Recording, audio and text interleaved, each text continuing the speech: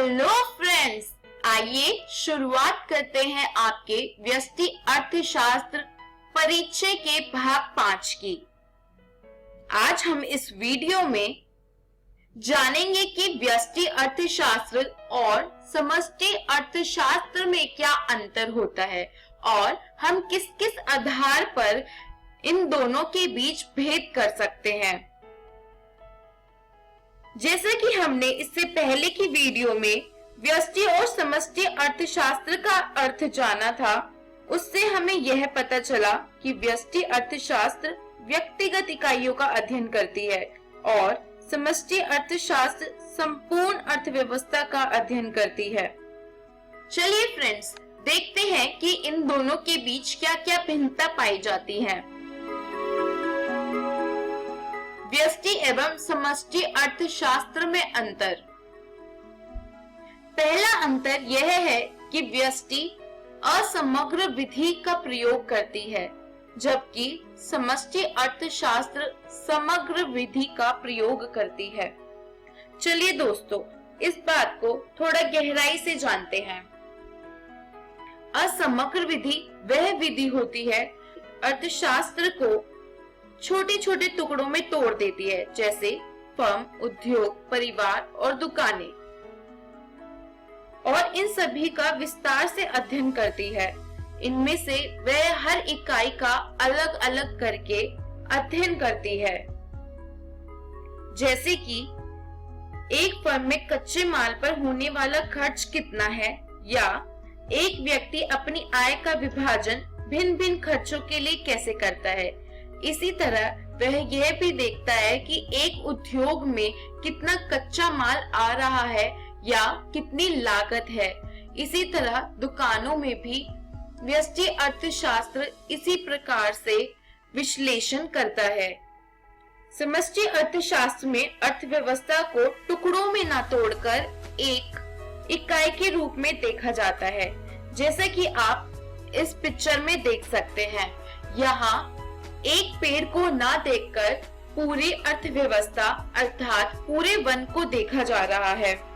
जब आर्थिक समस्याओं का अध्ययन एक देश की संपूर्ण अर्थव्यवस्था के स्तर पे अर्थात उपभोक्ता, उत्पादक, समाज, इन तीनों की आर्थिक समस्याओं का अध्ययन एक साथ किया जाता है, तो वह समष्टि अर्थशास्त्र के अंदर आता है। चलिए दोस्तों, अब देखते हैं कि इनके बीच अगला अंतर क्या है। व्यष्टि अर्थशास्त्र आंशिक संतुलन पर ध्यान देता है, जबकि समष्टि अर्थशास्त्र सामान्य संतुलन पर ध्यान देता है। व्यष्टि अर्थशास्त्र में अध्ययन का ढंग आंशिक संतुलन विधि होता है। आंशिक का मतलब होता है कि एक छोटे से टुकड़े का संतुलन देखना, ना कि पूरी अर्थव्यवस्था का संतुलन देखना। जबकि समष्टि अर्थशास्त्र में अध्ययन का ढंग सामान्य संतुलन होता है। यहाँ पर सभी व्यक्ति या सभी आर्थिक संस्थाओं का संतुलन देखा जाता है। अगली भिन्नता का आधार है उपकरण। व्यष्टि अर्थशास्त्र विश्लेषण के लिए उपकरण के रूप में कीमत का उपयोग करता है, जबकि समष्टि अर्थशास्त्र राष्ट्रीय आय का स्तर विश्लेषण के उपकरण की तरह प्रयोग करता है। जैसा कि आप देख पा रहे हैं कि व्यष्टि अर्थशास्त्र में मुख्य समस्या कीमत निर्धारण की है, अर्थात यहाँ वस्तु और सेवाओं की कीमत निर्धारण करना ही सबसे बड़ी समस्या है। इसके विपरीत समष्टि अर्थशास्त्र में मुख्य समस्या आय और रोजगार का निर्धारण करना है। चलिए दोस्तों, अब ये देखते हैं कि समष्टि अर्थशास्त्र किस चीज का अध्ययन करती है और व्यष्टि अर्थशास्त्र क्या अध्ययन करती है। व्यष्टि अर्थशास्त्र सूक्ष्म अध्ययन करती है और समष्टि अर्थशास्त्र विस्तृत या विशाल अध्ययन करती है। जैसा कि आपने अपने स्कूलों में यह माइक्रोस्कोप देखा ही होगा या सूक्ष्मदर्शी देखा होगा और इसका इस्तेमाल किया होगा। यह आपको क्या दिखाता है? यह जीवाणु की छोटी छोटी क्रियाएं या गतिविधि दिखाता है जिससे हम इसका विश्लेषण कर सके। इसी प्रकार माइक्रो इकोनॉमिक्स यानी कि व्यष्टि अर्थशास्त्र भी हमें अर्थव्यवस्था की छोटी छोटी गतिविधियों को दिखाता है, जिसके द्वारा हम अर्थव्यवस्था का पूर्ण रूप से तथा छोटे छोटे अंगों के अंदर विश्लेषण कर सके।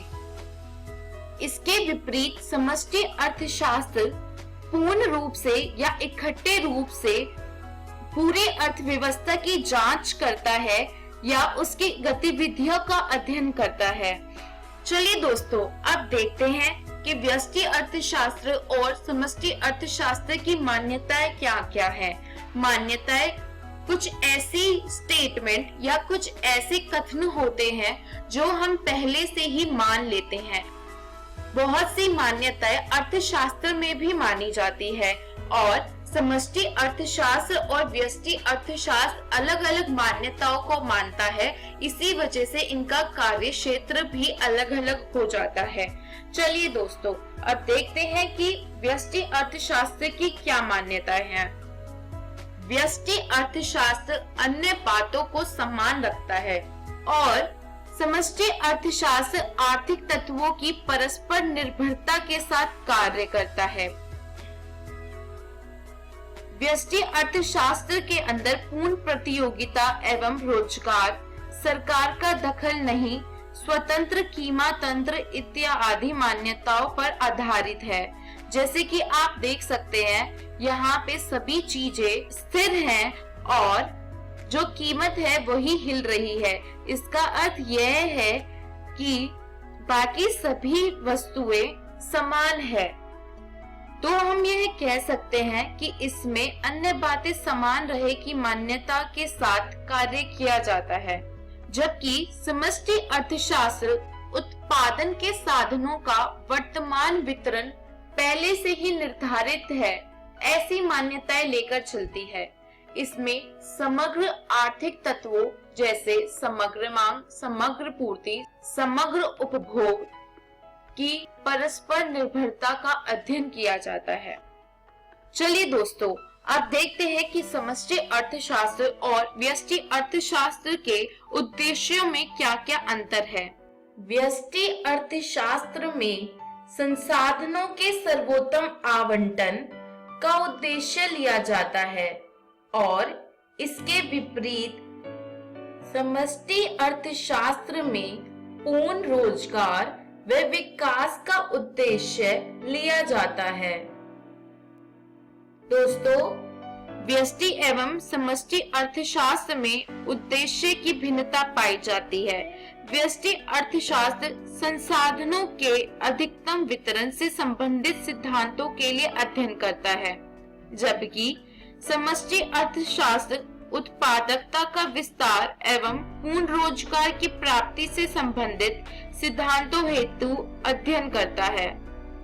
दोस्तों, जैसे कि आपने देखा, इस वीडियो में हमने समष्टि और व्यष्टि अर्थशास्त्र का अलग अलग आधारों पर अंतर या भेद देखा और हमने देखा यह दोनों शाखाएं कौन कौन सी मान्यताएं लेकर चलती हैं। और तो और हमने इन दोनों के उद्देश्यों के अंदर भी फर्क पाया और यह देखा कि समष्टि अर्थशास्त्र पूर्ण रोजगार के उद्देश्य लेकर चलती है। चलिए दोस्तों, जानते हैं कि अगली वीडियो में हम क्या पढ़ेंगे। दोस्तों, अगली वीडियो में हम पढ़ेंगे कि संसाधनों की दुर्लभता क्या होती है और आर्थिक समस्या किसे कहते हैं।